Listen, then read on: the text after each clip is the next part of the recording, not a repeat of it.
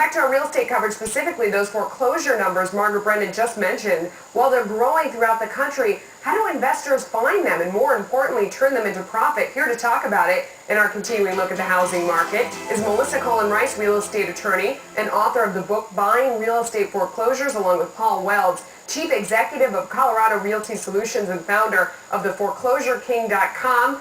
I like the sound of that. Paul, 1.2 million homes were foreclosed upon in 2006. That's up 42% from 2005. This year, that number is expected to go even higher. So if you want to get in that game, how do you find the homes that are being foreclosed on?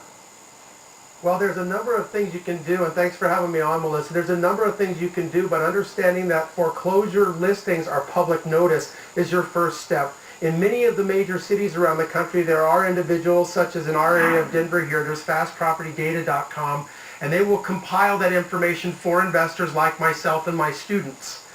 From there, you go out and you approach the homeowners and see what you can do to help them solve their problems. Obviously, there's a tremendous amount of opportunity for people in my line of business right now. What do you do? Do you just go up and knock on the door of these houses and say, hey, I see you're about to be foreclosed upon?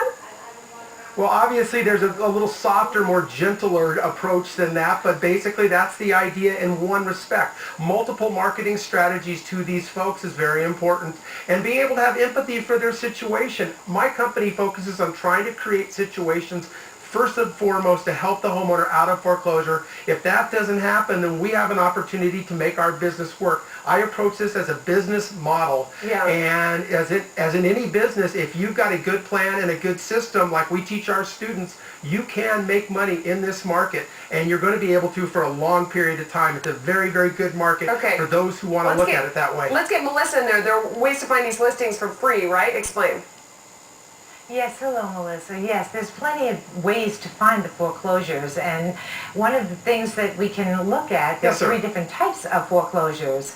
One of the ways that we can look at the foreclosures is that we can purchase them from directly before the auction occurs from the delinquent homeowners, people who are having trouble making their mortgage payments.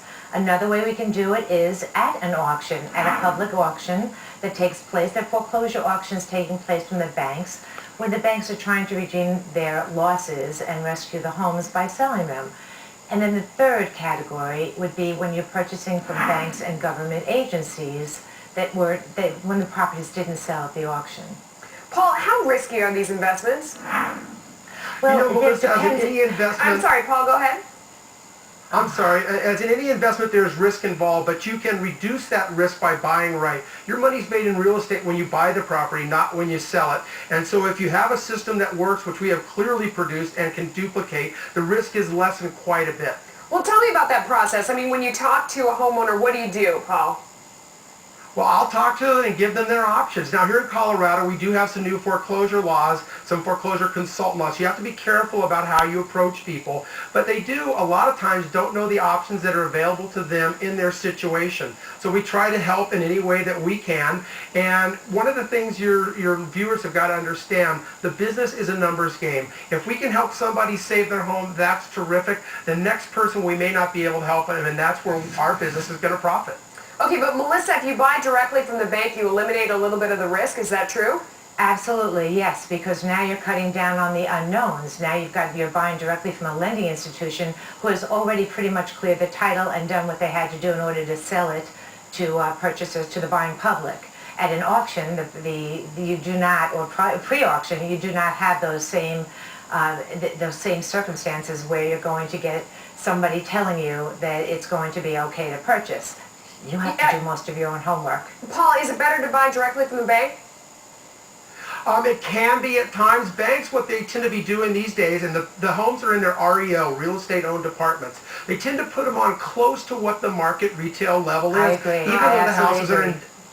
Even though the houses are in a lot of disrepair. And what they do is they'll wait 90, 120 days and see if there's interest, to see if there's any interest from the consumer to be able to buy the property at that. So to me, the money is made by negotiating with the homeowner or negotiating in the bank with what's known as a short sale. Okay, all right, we're out of time. We could go on forever. Interesting stuff. Thanks to both of you for joining us. Later on the closing bell, thanks for having us. Real estate markets are poised to sizzle in 2007.